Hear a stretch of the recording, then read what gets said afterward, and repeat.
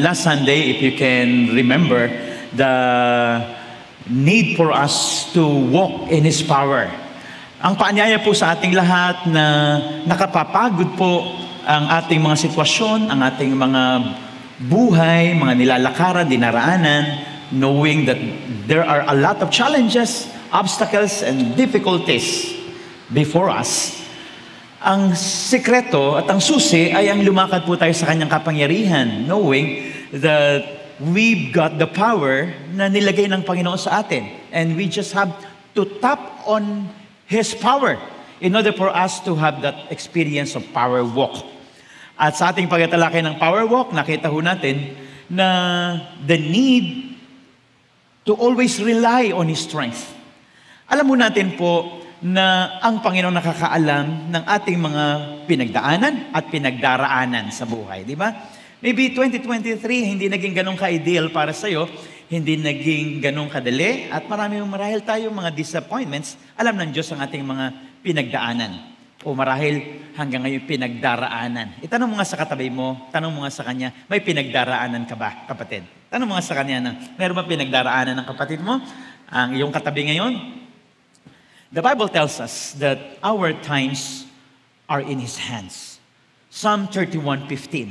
Psalm 31 verse 15 says, "My times are in your hands." Ito po hindi lang tumutukoy po sa bawat araw, bawat buwan, kundi tumutukoy po ito sa bawat season ng ating buhay. At alam natin po that God is the author ng buhay natin at ng bawat taon. That my times are in your hand, meaning that even this 2024, nauna na ang Panginoon. Alam na ng Panginoon kung ano ang mga bagay po na magaganap completely. Alam niya po kung anong mainam para sa atin. Kaya ho, it's but fitting and proper for us to rely on Him, sapagkat Siya ang may hawak po ng ating buhay at may hawak ng ating panahon at ng ating taon. Meron bang malakas na amen? Yayamang hawak-hawak ng Diyos. At very clear, ang plano ng Panginoon at kahit kailan po, hindi magkakamali ang Diyos sa Kanyang plano sa atin. At maaari natin ipagkatiwala sa Kanya ng buong buo ang atin pong taon, sapagkat ang Panginoon maaasahan po natin po na ang Kanyang plano ay para sa ating kabutihan, para po sa ating magandang kinabukasan, and we want to trust God. And this year, we want to be stronger. Stronger throughout this year, and stronger through the seasons. Kaya napakaganda po ng in-announce kanina ng Brother Jim. Our conference, ang pagtitipon po natin po, ay tatalakay po sa pagkaunawa po ng mga pinagdaraanan po natin at mga daraanan po natin po itong 2024. Kaya ho, nais namin pong ipag-anyaya po ito, an opportunity for us to understand even our family. Even ang atin po mga iba't ibang henerasyon. Maintindihan natin ating mga magulang, maintindihan po natin po ang mga matatanda, maintindihan po natin ang mga kabataan, maintindihan po natin po ang mga iba't ibang generations. Kaya this conference na mangyayari po this coming Friday night hanggang Saturday is very important. Si Solomon, who is considered to be a man of wisdom, siya'y humingi sa Panginoon, pagpapasimula niya ng kanyang pamamahala sa bansang Israel. Nang tanongin sa kanya ng Panginoon, as you start your reign, what is it that you want? Ang hiningi niya sa Panginoon ay hindi ang mga material na bagay. Ang hiningi niya sa Panginoon ay karunungan. Kaya natuwa ang Panginoon dahilan sa karunungan na hiningi niya, ibinigay pa ng Diyos sa kanya ang marami pang iba't ibang pagpapala. Kaya ang binigay sa kanya ng Panginoon ay mahusay na pamamahala, matagumpay na pamilya, at yaman ng mundo. Subalit sa kanyang sinabi po sa talatang ito, sa atin pong talata, verse 5, Proverbs 3:5, sabi niya, lean not on your own understanding. Lean not on your understanding. Interestingly, he asked for it. And yet, right now, he was telling us to lean not on your own understanding. Sapagkat ang nais niya po ay magkaroon ng isang right attitude, tamang attitude sa pagharap sa mga hamon sa buhay, pagharap sa kanyang pamamahala, just like all of us here. As we start this year, we want to start with the right mindset, with the right attitude, sapagkat ang ating attitude, wika nga ng mga manunulat, is everything. Attitude is everything. Gusto mong magtagumpay?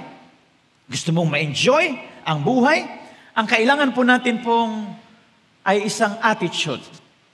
Attitude na paanyaya po sa atin, unang-una, ay yung attitude po ng ating mga puso. Attitude of your heart and attitude of my heart. We need to walk in His strength sapagkat ang buhay nakakapagod, minsan paulit-ulit, nakakasawa, subalit hindi ho tayo mauubusan, hindi ho tayo po susuko, hindi tayo titigil sapagkat we have this kind of walk. Walking in His strength means the right attitude, the attitude of our heart. Bakit po nagsimula sa puso? Sabi po ng talatang 5, trust in the Lord with all your heart. Verse 5. Trust in the Lord with all your heart.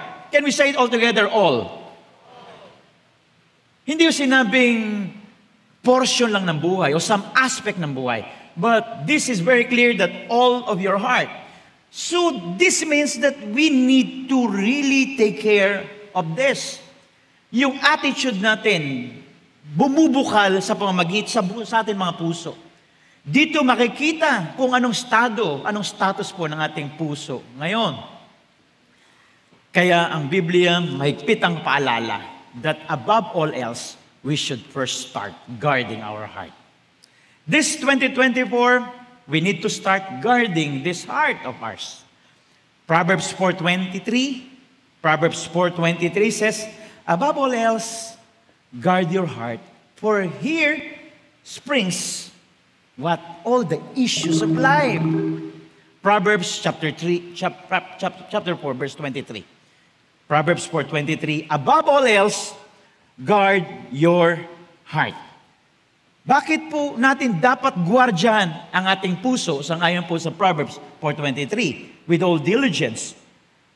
Itong dapat nating pagsikapan na alagaan at bantayan. Sapagkat ang puso ay mapandaya. Very deceptive. Akala mo, ito na yun.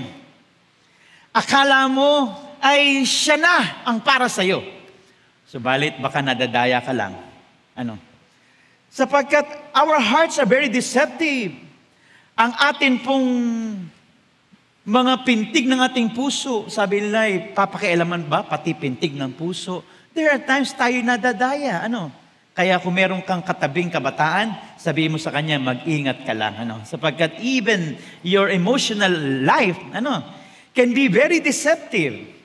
Kung tayo po ay nasa mga negosyo kabuhayan, na parang kumikita ang iyong ginagawa, it could be a deception to you. Sapagkat baka ang iyong pinagkakitaan ngayon ay dadalhin ka lang sa kapahamakan, gaya po ng nangyayari sa marami. Na the heart is very deceptive. And sabi nga ng Biblia, beyond cure. Jeremiah 17, verse 9. Jeremiah 17:9 up to 10, the heart is very deceptive. Kaya we need to really address this. The heart is deceitful above all things. Mapandaya. Kaya kailangan nun nating pasiyasat. Pa-examine, sabi ng verse 10. Verse 10. Ang Diyos ang dapat sumiyasat ng puso, 17:10. Siyasatin, pasiyasat po natin, pa-examine po natin sa Diyos ang ating mga puso since it is very deceitful. And we ask the Lord to search the mind and examine the heart, even to give everyone according to his ways, according to the fruits of his ways. Naiso natin po, nahilingin sa Panginoon, that we start 2024. Lord, search my heart. na hindi ako madaya ng mundong ito, ng maraming mga trap ng mundo, that I thought itong lugar na ito ang para sa akin, that I thought this desire is for me, or maybe we're saying that that girl, that guy is for me, or this business may be, or this career is for me.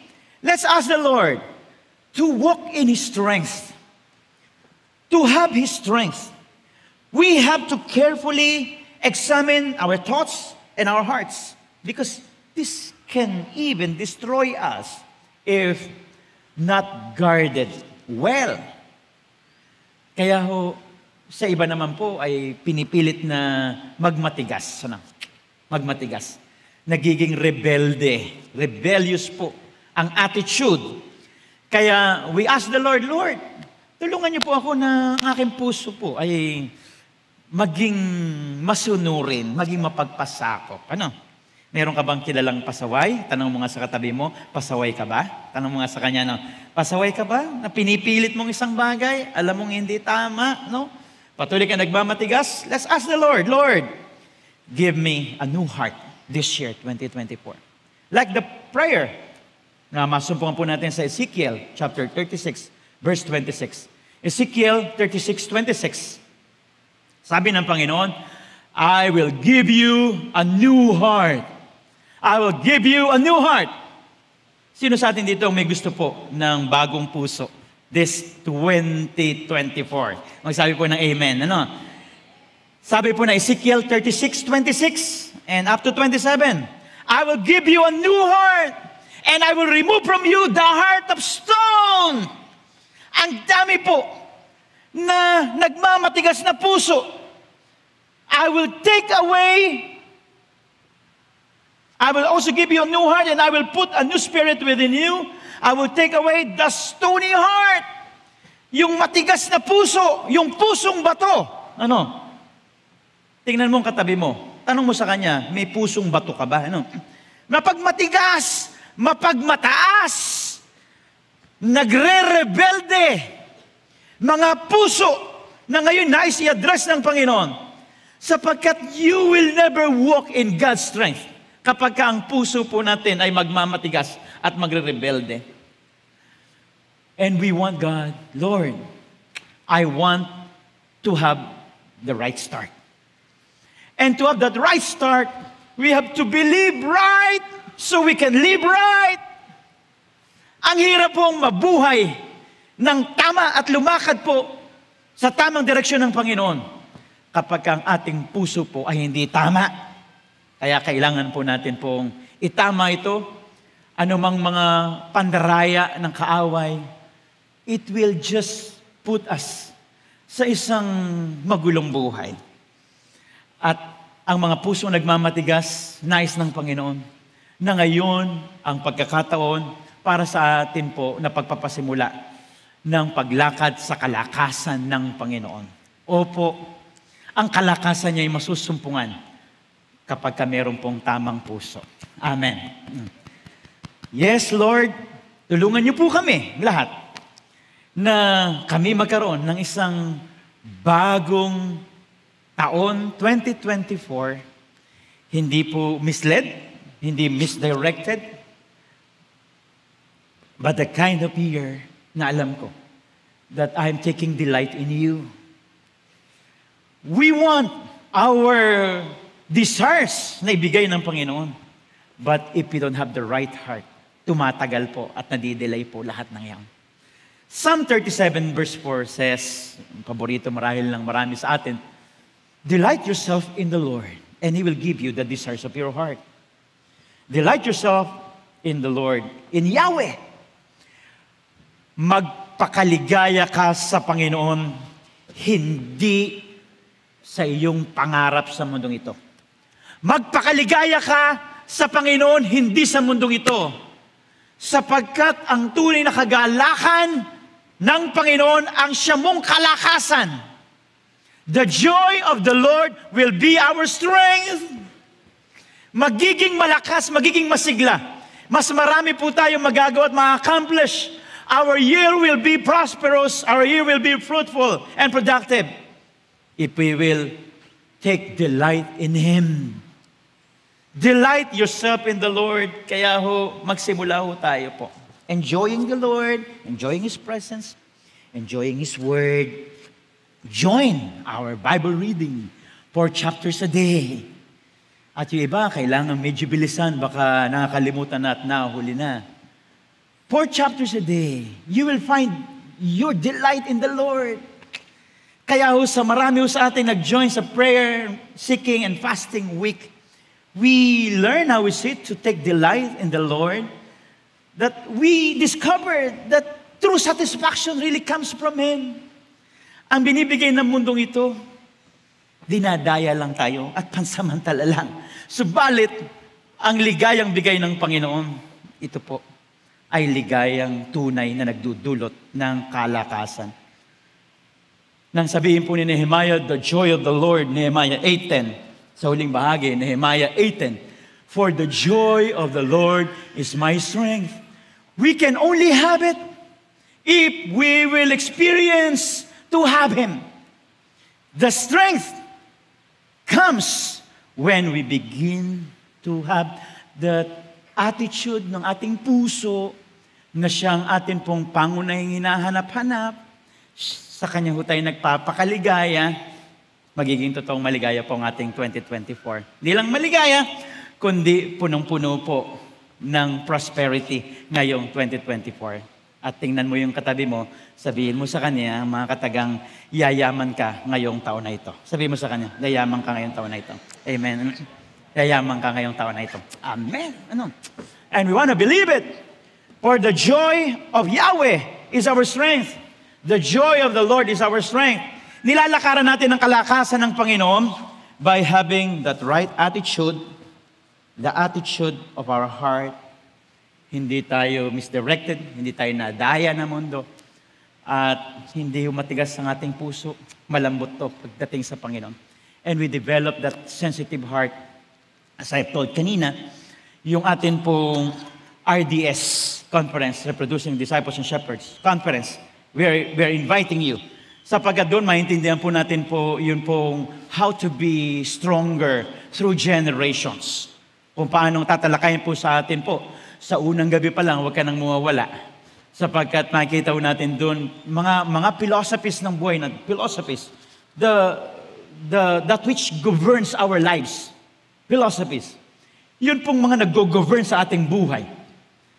Yan pong kailangan nating baklasin. Magsimula ho tayo na merong right believing so that we can have the right living this 2024. Ikalawang bagay po. Ano sabi po ng talatang 6 hanggang 8? Proverbs 3, 6-8. In order for us to walk in His strength and to tap that power that is made available sa buhay natin, in all your ways, submit to Him, and He will make your paths straight. Hindi ka magkakamali. Tumpak ang iyong daraanan. You will never suffer yung regrets. And the secret lies here. The secret lies here, submit. And 7-8 gives us the following benefits. 7. Na hindi ho tayo aasa sa ating sariling karunungan, fear the Lord and shun evil. This will bring health to your body and nourishment to your bones. Kung kanina is the attitude of your heart, our hearts, now is the attitude of submission. Submission. Maaari ba natin pong sabihin sabay-sabay, submission. We want to have this attitude of submission. Number 2. This attitude calls all of us na kailangan po natin pong idulog sa Panginoon ang lahat. Kailangan po natin pong idulog, hindi lang para sa kanyang basbas. Kundi idudulog natin po para po sa ating paglakad. Sapagkat akala nung iba, pag nag-iintay ka, ito'y isang senyales ng kahinaan para sa iyo, parang wala kang magawang paraan. Ang ayaw na ayaw natin po ay yung pag-iintayin tayo po ay nawawalan po ng pasensya. But this is an attitude of what we call submission. We want the strength of the Lord. Alam niyo bang ang isang taong sanay mag-intay, mas matibay sila. Mas malakas ang taong sanay mag-intay. Kapag kang gusto niya karaka-raka at nandiyan na agad, ibig sabihin, ito nga sa katotohanan po, ang tanda po ng kahinaan. Pero pagka nag-aantabay at nag-iintay, sabi po ng Biblia, yan ang palatandaan po na parating para sa iyo ang kalakasan ng Panginoon. In Isaiah chapter 40, verses 28 to 31, we are told of that. 40, 28 to 31 of Isaiah. Sabi po ng talata ay ganito, na sa pag-iintay, ang Panginoon po, hindi yung napapagod. Ang Panginoon, hindi yung nagsasawa. He doesn't faint. He's not weary. Hindi napapagod. At nais ko pong itanong sa inyo, sino po sa atin nakakaramdam po ng pagod? Nakakaramdam ng stress. Pwede ba tingnan mo yung katabi mo? Tingnan mo mukhang stress ba? Stress ba yung kanyang mukha? Nangiti. Salamat naman. Nakaka-stress. Hindi ba tinuruan tayo sa ating seeking and fasting that we have to empty ourselves, our minds of that mental tensions? Sapagkat even the corporate world will say na yung lakas na kailangan mo para magplano, the same energy lang din ang ginugugol mo para mag-alala. Pareho. Gugugulin mong lakas para mag-alala at gugugulin mong lakas para magplano. Saan ka? Siyempre, gusto natin mas productive. Pero dahil nag-aalala, nasasayang ang panahon para sa atin. That to worry is a waste of time and energy. Ayaw ng Panginoong masayang po ang ating 2024. Amen? Gusto ng Panginoon, ibuhos natin. Saan? Sa paglakad po sa kanyang kalakasan. That is a call for us to have the right attitude of submission. Ito ang plano ko, Panginoon. Ano ang sasabihin mo, Panginoon? Kaya mamaya po, at ipapanalangin po yung mga pangarap natin for family, mga target natin, di ba? Yung atin po mga nakalagay po, nakatala po dyan, yung atin po mga pinanalangin, yung ating mga direksyon, atin po idulog sa Panginoon. Because we have searched the mind of God, sinulat natin po yung mga nais natin pong tanggapin from the Lord, at ang Diyos hindi napapagod. Balikan ulit natin yung talata. 40, Isaiah, chapter 40, 28, and the following up to 31. Yayamang hindi napapagod ang Diyos. And He gives power to the weak. He gives power to the weak. Sumunod na verses. 30. He increases the strength of him who has no might. Even the youths faint and get weary. And the young men actually fall. Kahit ang kabataan na hinahangaan natin, napapagod din. No? Kahit ang mga catalyst natin, bata pa, pagod na. Emotionally, depressed, discouraged. So what's the key? Anong sagot ng Panginoon? Ang nais niya ay tayo po'y humugot ng kalakasan sa Kanya sa pamamagitan ng pagpapasakop. Sabi ko kanina, tinuturing ng iba na ang paghintay ay kahinaan. Subalot dito, tingnan natin, but those who wait, can we say all together, wait? Those who wait for God will renew their strength. Ibig sabihin, nasa paghihintay ang ating kalakasan.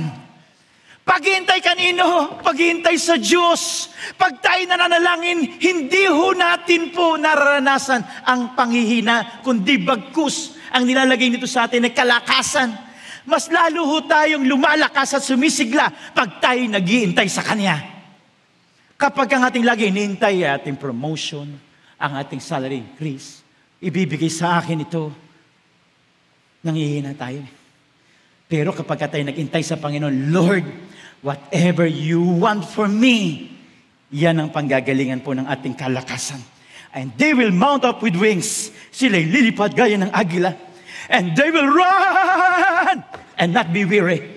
They will walk, even power walk, and not be faint. And the secret ng isang buhay nang hindi nauubos ng sigla ay ang paghihintay sa Kanya. This is an attitude of submission. Sapagkat bakit natin kailangan siyang hintayin? Mapakaliwanag kasi ang Kanyang sasabihin. Isaiah chapter 55, 8 to 9. Isaiah 55, 8 to 9. His ways are higher. His plans are better. Sabi natin Hope Music. Ang Kanyang daan, ang Kanyang paraan, mas mataas.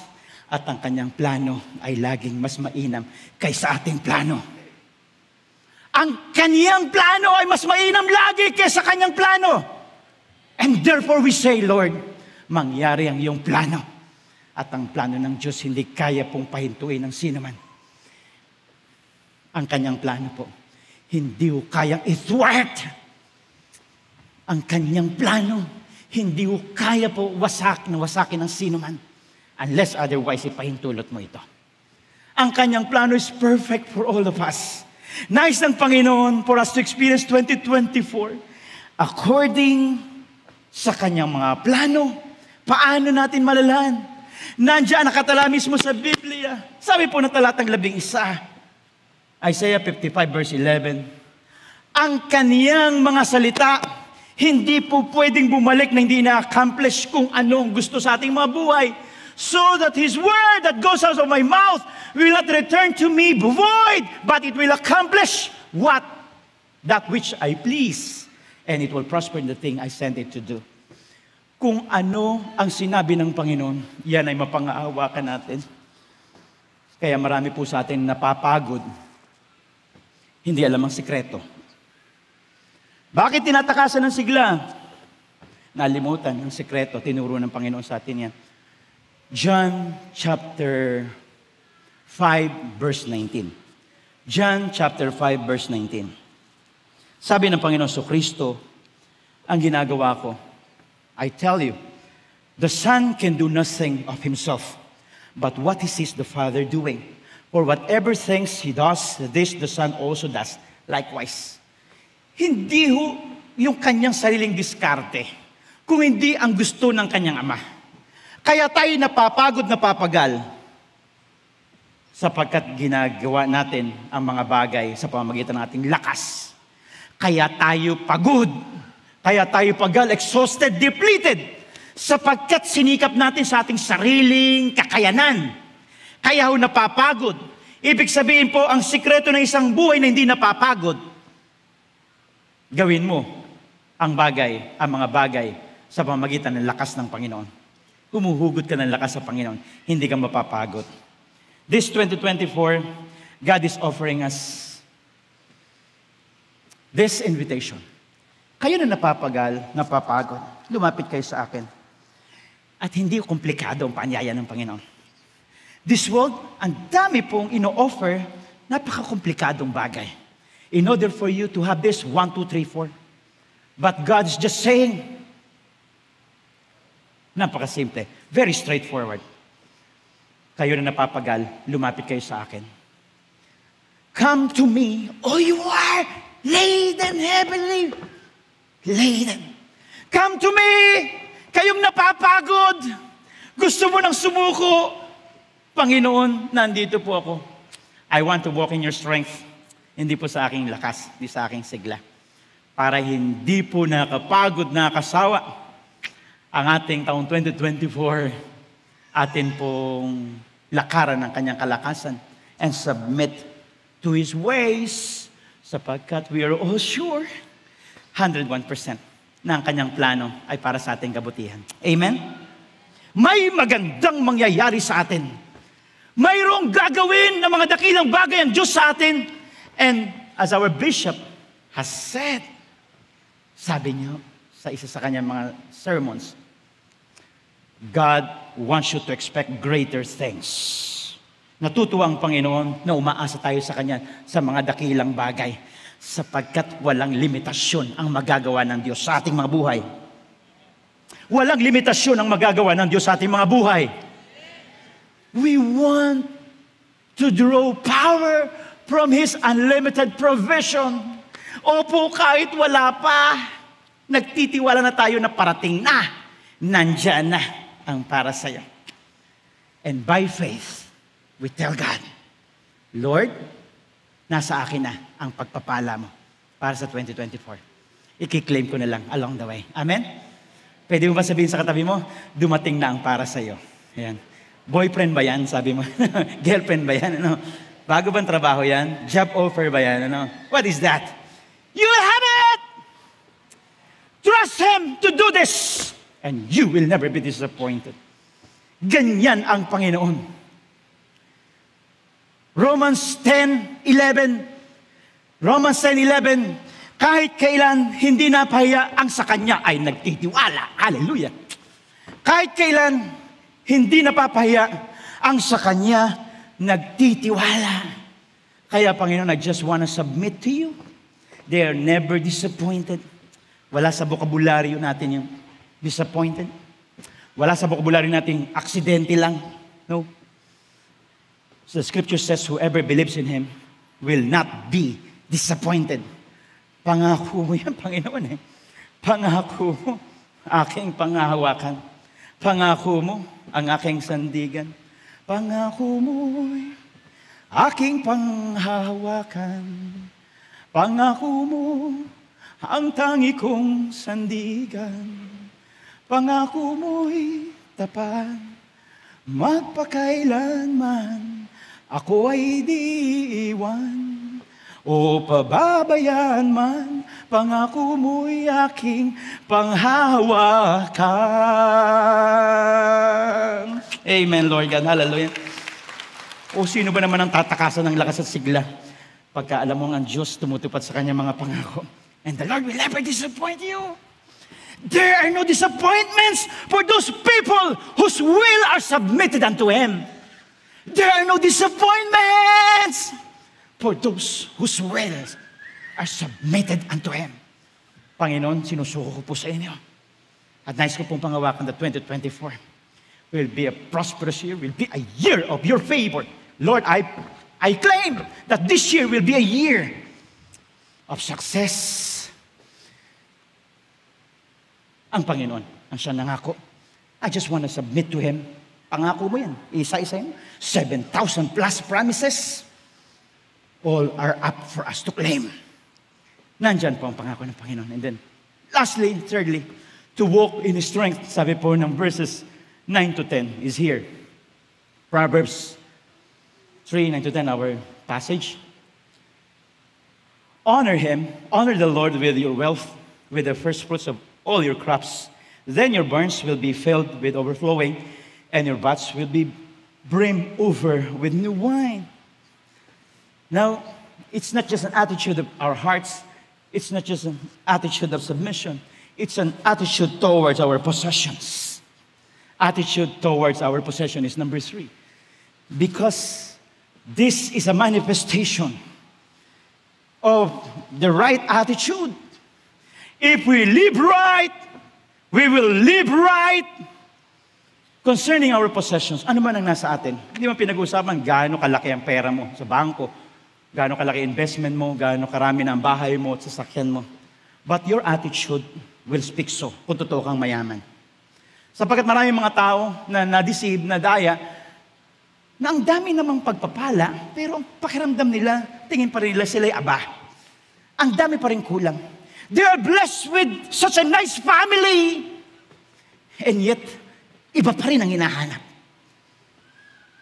Our attitude towards our possession, this is a test for us this year if you're walking in His power. And verse 9, and can we see, show the verse 9?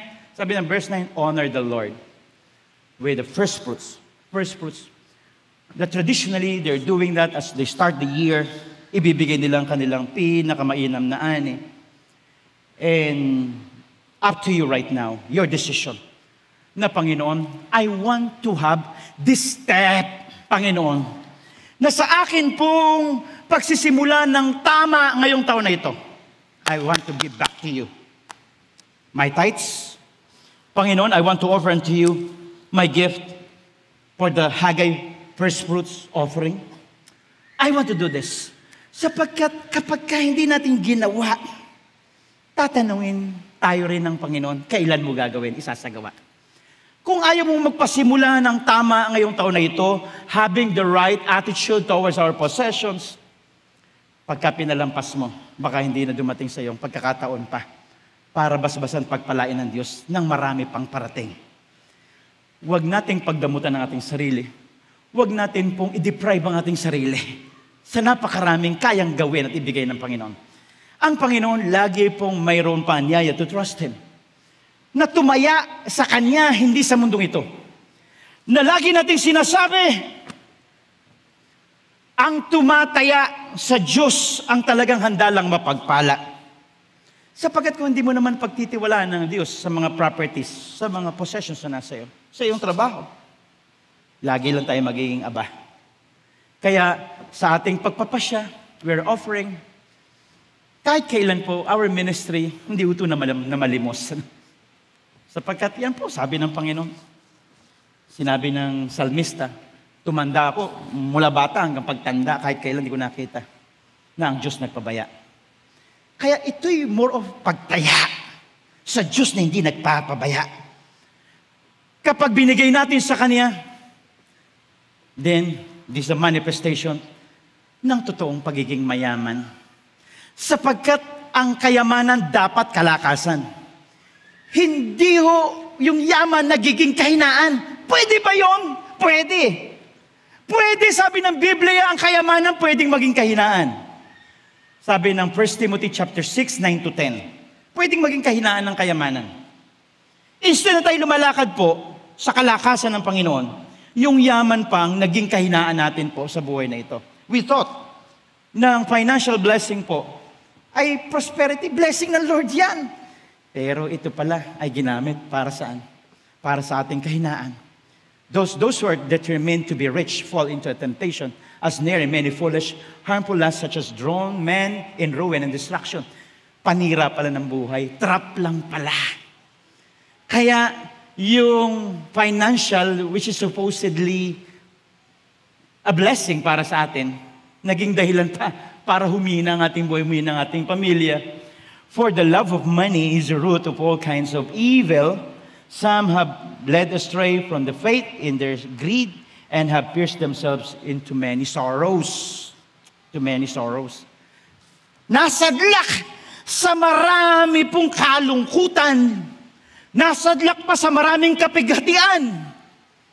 Na imbes ng kayamanan ay kalakasan ng Panginoon. Naging kahinaan pa para sa Kanya sapagkat mali ang attitude. Paano ba itama ang attitude na ito? Pasimulan po natin po ang taon sa pagiging tapat, pagtitiwala sa Kanya at pagtaya sa Diyos na hindi nagpapabaya. Ibibigay natin, susuli natin, at atin pong ibibigay na rapat para sa Kanya even to the point na hinilin tayo ng Panginoon na magsakripisyo. Opo, may pangailangan naman tayo lahat eh. But according to Jeric, sabi ni Brother Jeric, kung iintayin mong maging maluwag ka bago ka magbigay, hindi na dadating yon. Yan, Brother Jeric, I quoted you. Sapagkat hindi mangyayari sa buhay mo yun, magiging maluwag ka